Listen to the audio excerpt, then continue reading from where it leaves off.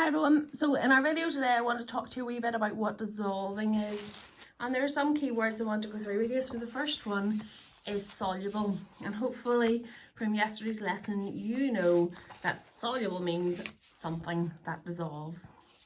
Okay, and the opposite of that then is insoluble, so hopefully you know that means something that does not dissolve. And I'm going to show you a wee video clip in a second about how things dissolve. But just before we do that, there's three other keywords that are new today. So the first one is the solute. So in our example today in the video, our sugar is our solute, because the sugar is the substance which dissolves in the solvent. Now, that solvent is our next keyword. And the solvent in our example today is water. So the solvent is the liquid in which the solute dissolves. So let's just go over that again. We've got a solute, which is the substance that dissolves. So in this example today, it's going to be our container with some sugar. That's our solute, the thing that's soluble. And then our solvent. So in this example today, it's going to be water. So we've got a glass with some water in it that we're going to put the sugar in our example. And when they combine together, they make a solution. Okay, and hopefully you've heard that word solution before. So a solution is a liquid that has something dissolved in it. And we say that a solute plus a solvent together make a solution. So I'm going to show you a couple of examples of how things dissolve. I'm going to give you some information about a challenge that I have for you this week. Okay, so I'm going to use these two glasses to help show you what I mean when I talk about how things dissolve. So in one glass, I'm going to add some water. And in the other glass, I'm going to add some dry peas. Now, what the peas represent are the water particles. So I want you to think of these two glasses as being the same glass, or the same thing in the glass. So they both have water in them. Only the one on the left we know it is liquid water, whereas the one on the right we're trying to picture what the water particles look like in the water.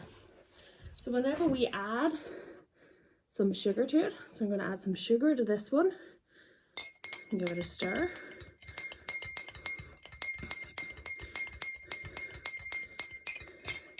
And then I'm going to add some sugar to this one.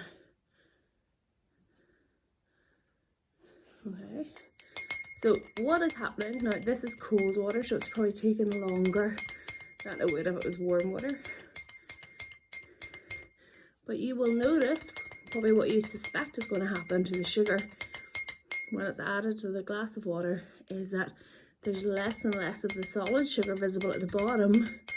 So the sugar is dissolving. Okay, hopefully you can see in the glass that the sugar is dissolved, or almost dissolved. Just going to give that another wee stir. There we go. So now we can't see the sugar in the water on the left hand side, and if we look at the particles of the water on the right hand side, all we can see, or hopefully you can see, is little bits of sugar all spaced out through the water particles. And we can add some more sugar to this one. We can add more sugar to both of them and the sugar will dissolve. But what we're not seeing is a build-up of sugar at any one point. Can you see the way the sugar is all spaced out in amongst all the water particles? And that's exactly what happens whenever sugar dissolves in the liquid water. The sugar particles space in between the water particles so that we can't see it, but whenever you taste the water, you can taste it. So if we were to draw this in a diagram, we would see that the sugar didn't disappear. It didn't go away. It didn't magically disappear. The sugar is still there. It's just that it's in between the particles. So if you think back to the work that we did a couple of weeks ago about how the particles are arranged in a liquid, and you remember drawing diagrams a wee bit like that for how they're arranged in a liquid, because they're not really close together the way they are in solids, and they're not really far apart the way they are in gases. So what happens when we add the sugar to the water is that the sugar particles fit in the spaces in between the water.